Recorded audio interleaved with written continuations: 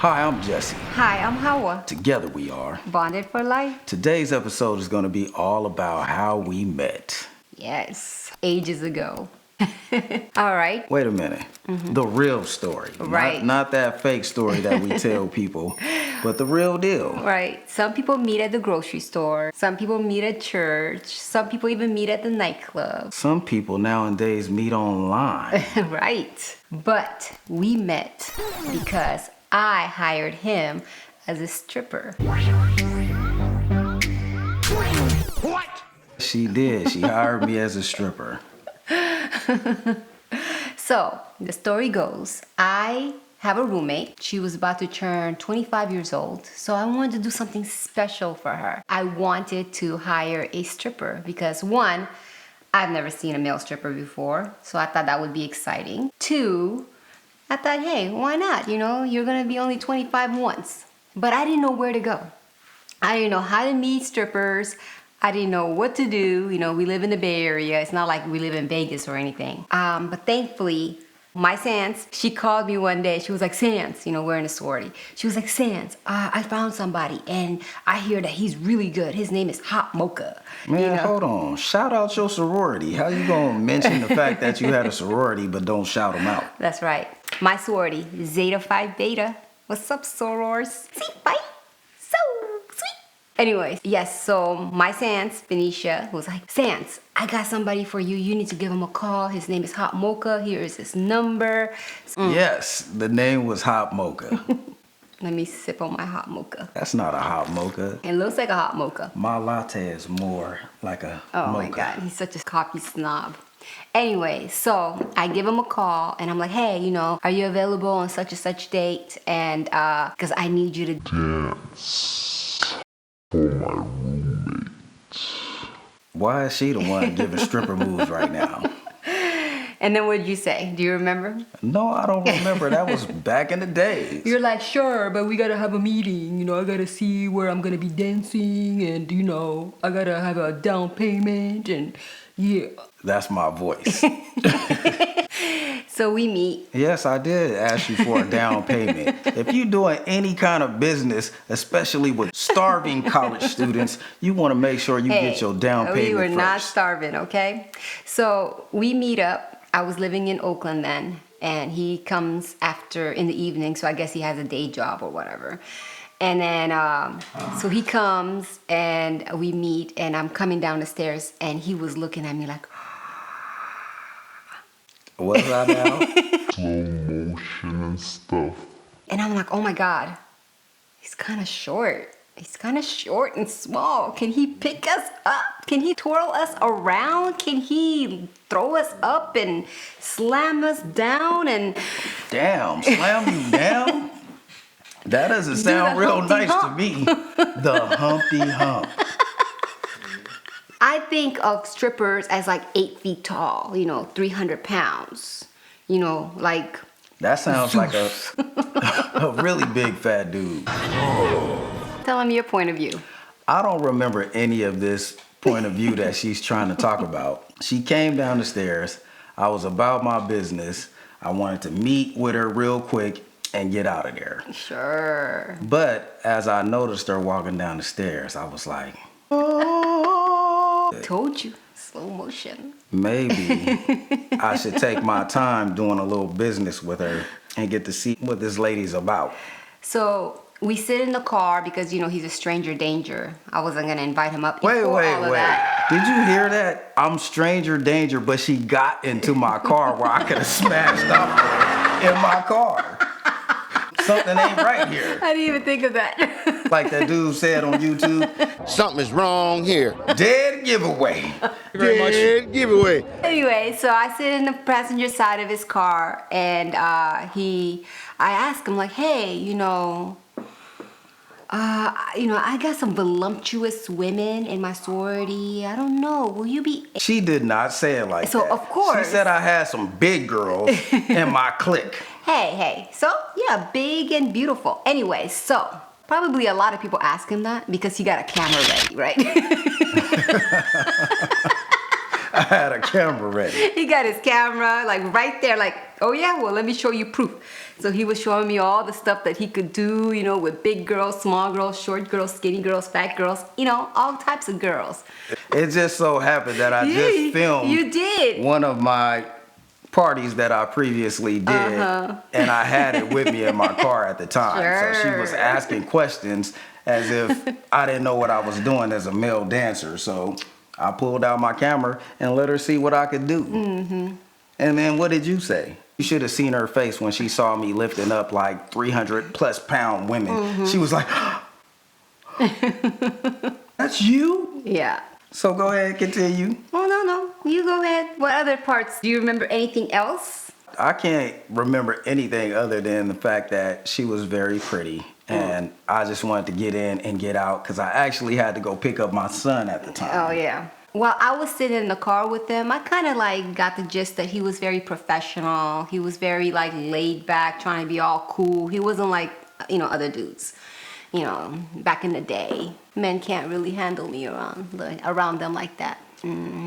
Well, I was a dancer and many of women came to call. Anyway, so I was like, okay, cool. So what's the down payment? I don't really remember what it was, but I was like, okay, I was thinking like, this person can give me this much, this person give me this much. Even though they were starving, struggling students at the time. We can get it on. Like, we're gonna have him as a dancer, yes. So I'm trying to go up and he's like, hey, you know, can I use your bathroom? Can I use your bathroom? Let me use your bathroom. Can I use your bathroom? Let me use your bathroom. I was like, sure. He's cute too. You know, he ain't ugly. So I was like, you know what? Let me impress him. Let me take out my laptop, pretend like I'm studious while he's using the bathroom. Just keep on spinning your wheels. He uses the bathroom. I show him the spot. I'm like, this is where you're going to be dancing while we watch you dance. Yeah. Oh, wow. Anyway, so yeah. 3 days later, we changed the venue. We decide that we need a bigger space. You know, more girls are going to be showing up. Let's give him a call. Hey. Wait, hold on. No, tell that and then I'll time you out. No, actually, it was like a week later or something. It was the day of the dance day. Yeah, the day of. Yeah, so hey, like I call him like what, 4 hours before the time. You know, I'm like, hey, you know, he works in San Francisco, he said, and we are in San Francisco. That's where the new venue is gonna be, so he shouldn't mind. So I call him. He yelled at me like I was his daughter. I yelled at you. Excuse me, that is so unprofessional. Who calls the person the same day that they're supposed to be dancing and change the venue on them? Real talk. And I'm like, what's the deal? Like, I'm cute. You know I was cute. Wow. You know, you could just be like, whatever. Just go with the flow. You got to think about it from my perspective. Who is going to set up a date to go to one venue and then at the last minute, drop of a dime, just switch their plans and go to another venue? Mind you, she said it was going to be a bigger venue, right?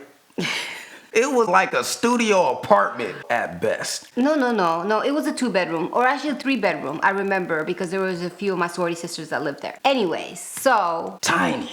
okay. Tiny place. My 40-year-old self, now that when you said that, I'm like, yeah, who does that? But my 20-year-old self was like, go with the flow, dude. Hella impulsive. Like, just do this stuff right now. And you shouldn't have a problem with it. Why would you have a problem with us switching up the venue on you, bro? So he comes in by himself, you know.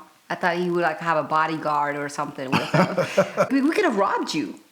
They could have robbed We could have robbed you. We could have tied you down with your thong and robbed you, but we didn't. Group of gangsters. You hear this tough talk from a pretty little lady who didn't know her underarms from her armpits. So tell us how you felt the day. Do you remember how it was for you? I was expecting to just do business with her. And when you come to the scene, you want to get the rest of your cash. I had already gotten my deposit, but I wanted my money before I started dancing. This one was nowhere to be found. She was in the club getting tipsy. And I don't know. Somehow I got the rest of my money, and then I asked for a room to change in. And when I went into the room, I kept hearing knocking at the door. I'm expecting for it to be Hawa. So I open the door, and it's one of her sorority sisters trying to get a peek in, drooling at the mouth. I'm just kidding. She wasn't drooling at the mouth. But she was trying to get a peek and see what I had going on up in the room. And I was like, y'all go see me in a second when I come out to do my thing. So I closed the door. Not even 5 minutes later, another one of her sorority sisters comes knocking at the door. I'm like, can I get dressed up in here so I can come out and do my thing for you guys? You guys want to see the goods before I even get a chance to take off my clothes? What's up with that? So I was like, can somebody go get Hawa for me? Unbeknownst to me, her name was not Hawa. It was Monica. She gave me some dumb fake name. I told her my real name, not the business hot boca name. I told her my real name, and she gave me Monica. She thought I was giving her a fake name, so she was just like, you know what? I'm gonna give him a fake name. Yeah. Did they know who you were talking about when you kept on saying, can I speak to Monica? No, I don't think they do. She didn't even clue them in on her dumb made up name. So they were like, I don't know who Monica is, but I will go look for her. I was like, yeah, Monica, you know the one that I set this thing up with? And they were like, oh, Hawa. And I was like, Hawa? She told me her name was Monica. First of all, for my sorority sister's defense, they were young, they were impatient, they paid you to dance, And they were thirsty. trying to tell you to get on with it. Time And is thirsty. ticking. Okay. They didn't have anywhere to be. It was the weekend. First they of didn't all, have any studies to get We to. ain't thirsty, okay? That's not the word. Hold on. I had to get a little drool from her mouth. Okay. Go, continue. Anyways, I was, in the building and I was feeling myself. And, they kept on saying, Howard, he wants to talk to you. He wants to talk to you. He don't want to talk to us. What's going on? So I go to him like, is everything okay? And he was like, first of all, I'm doing business with you. So you need to make sure that I am okay. Give me my money, for real. You need to check up on me and stuff. Like, what's up with all these, strange women coming in while I'm trying to, get undressed. Blah, blah, blah. So I was just like, in my mind, I'm like, what's the deal with him? First of all, you scream at me on the phone about change of venue. Now I'm in the building trying to not feel myself, but in the building. Oh, she had already been past feeling herself. So he dances for us. I don't really remember much. Because she was tipsy in the club. It wasn't a club. It was a little studio unit. But she was acting like she was at the club. And then I remember us standing in the kitchen. And you were like, it was after the party, like the party was done. And we're like, hey, there's food in the kitchen, have at it. Hold on. She said that they weren't starving students. I didn't get a tip. I didn't get not $1 outside of what they had already paid me. I had $5 and you took it all. Oh, I think somebody threw a roll of pennies at me when I was dancing. Take it off! Whatever. And then I got hit with a roll of pennies. I mean, your down payment and your money was a lot. It was like over $100-something, $200. Come on now. You want that on top of tips? I had $5 bills and I gave it to you. This is what we're talking about. When you go to restaurants, you tip. You tip at the end. If you get good service, you tip them. So I remember standing in the kitchen. I was trying to eat, but you're trying to talk to me and stuff. What does he want now? What is he gonna lecture me about? What is he gonna yell at me about?